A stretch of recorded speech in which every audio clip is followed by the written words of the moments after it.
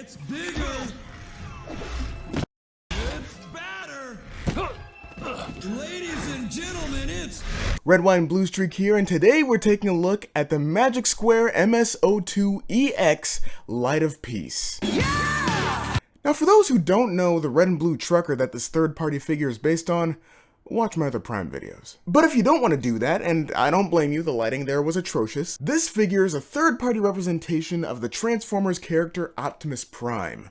Leader of the Autobots, a symbol of heroism and peace rivaled by the likes of Superman and Goku, and fictional father figure to many, when he's not defacing, despining, disemboweling, decapitating, disarming, shish kebabbing, or just straight up murdering people in cold blood. Ugh.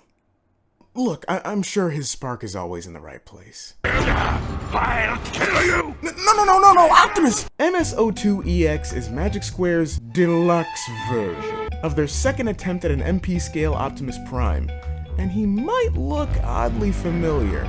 Well, besides using MP44 as a base, he's the upscaled version of their second Legend scale Optimus Prime release, Light of Victory, with some interesting and worthwhile additions. Funny enough, just like how Light of Victory is Magic Square's second attempt at a Legend scale Optimus Prime, Light of Peace here is also Magic Square's second attempt at a Masterpiece scale Optimus Prime, with the first one not looking that bad actually. Leave a like or a comment if you want me to do a review on this figure. Starting with the truck mode this time, Light of Victory immediately fixes one of the main nitpicks I had with the vehicle mode. That gray stripe is nowhere to be seen.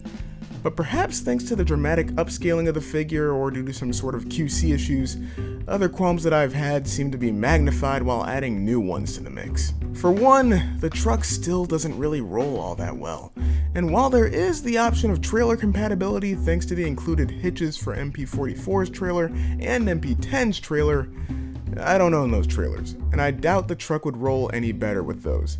If anything, it'd mainly just serve as accessory storage in addition to the accessories already included with the first-party owners of those trailers, since there's no accessory storage available for this figure, which is also a slight annoyance. Oh well, into the lunchbox it goes.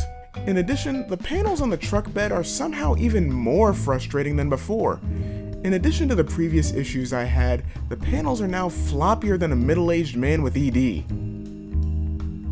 Ugh.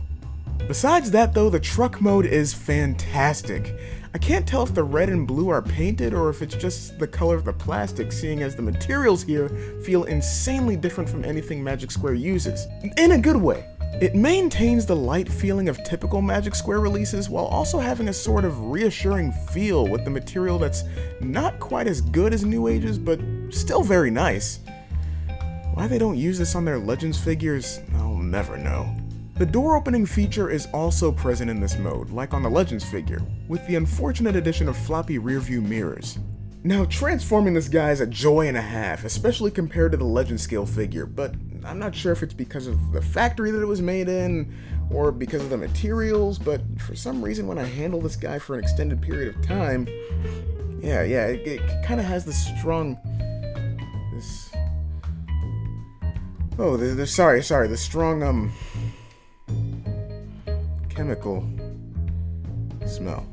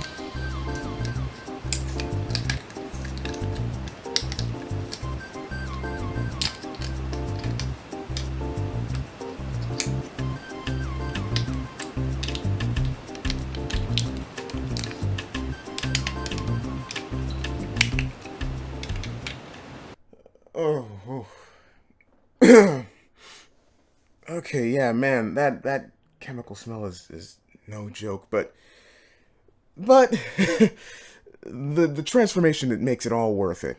Now, I'm not really going to spend too much time on the robot mode since it's pretty much the same thing as the Legend scale figure. It does have the addition of the darker paint and plastic used here, and the chromed out bits on the smokestacks, grill, and gas tanks, as well as a surprising addition of die-cast metal in one spot on the toes. The listings for this figure boast the use of die-cast metal parts, being the first time that they're used on a Magic Square figure. And while yes, die-cast metal parts is technically accurate considering that yes, there are multiple pieces of die-cast metal here, it doesn't really do much. There isn't much heft added to the figure by the parts, and it doesn't really help the guy stand in any way. All it does is just make the toes a little cold, I guess, which I guess is neat. Besides that, the accessories are definitely worth mentioning, if at least for the different ways that they're used with the figure. The gun tabs into the palm of the hand instead of pegging in, since there's the addition of fully articulated hands, and his grip suffers entirely for it. Companies just can't seem to get the whole palm peg thing right, not even Hasbro or Takara. The Energon axe, on the other hand, actually fits pretty well.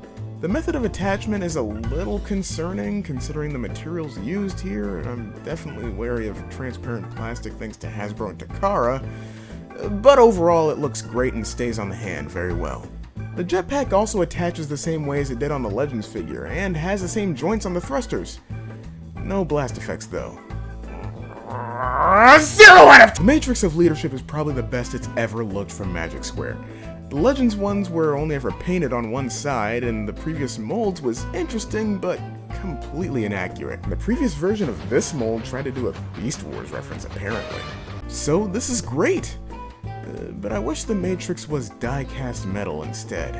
It wouldn't have added anything to the figure in terms of build quality, but neither do the toes, so... He also comes with an alternate head. Unfortunately, it's not a battle-damaged head, but I'll take a Season 1 accurate head for sure. The accessories are pretty nice overall, but I kinda wish that he would have come with some of the accessories from the previous mold, like the battle-damaged windows or the battle-damaged ab piece. Overall, this figure's amazing. Probably the best one in terms of Masterpiece Optimus Primes, despite the lack of accessories compared to MP44. And you might be wondering why I'm not doing an articulation segment for this figure, but they don't really add anything to this figure compared to the Legend scale version besides the articulated hands or some ratchet joints here and there, so it's not really worth giving a whole segment to. But it is worth mentioning. 3.5 out of 5 is going to be my final rating for this figure, and that's mainly because I feel like some of the issues I have with the vehicle mode could have easily been fixed, especially with the upscaling here. And also I kind of wish that this guy had more accessories, at least some of the accessories from the previous mold. And the other reason that I'm slightly docking points is materials, and it's not because the materials are bad or anything, it's just that every listing, including the one on Magic Square's website, boasts about the use of die-cast metal parts, once again, like I said earlier, saying that it is the first time that Magic Square has ever used it on a figure, and while, yes, that is true, it doesn't add anything to the figure. It doesn't do anything for it. It doesn't improve the build quality at all. It just makes the toes cold, I guess. I mean, it'd be more significant if they just made the Matrix die-cast metal. I still fully recommend you get this figure though, and if you do, you might as well go ahead and get it from Magic Square. I fully recommend that you get it from there. Now, I'm not sponsored, though I wouldn't mind it, but if you buy the figure from Magic Square's website for about the same price as you would from any other retailer based in the States, they throw in the previous mold and whatever paint job you want, at least in terms of the ones that are listed. I mean, yeah, this is the previous mold, but it's still fully worth it. This is still a really good figure, and if anything, you're getting a free MP Optimus Prime thrown in there. What's not to love about that? And yeah, it'll take you longer to get the products than if you were to order from any other US-based site, but I think the wait is entirely worth it once you get the figures in hand, and the value there is just, well, it speaks for itself, really. On top of that, you can't really find this mold anywhere else, so, you know. Now, with those figures out of the way, I gotta figure out what I'm gonna review next. Oh no, it seems RedWhiteandBluestreak is stumped on what to review next. Not for having nothing else to review, but perhaps because of not knowing which order to review his figures in. Will this impact his loose review schedule, or will he be able to maintain a relatively consistent production time? Find out next time on Red, White, and Blue Streak Reviews!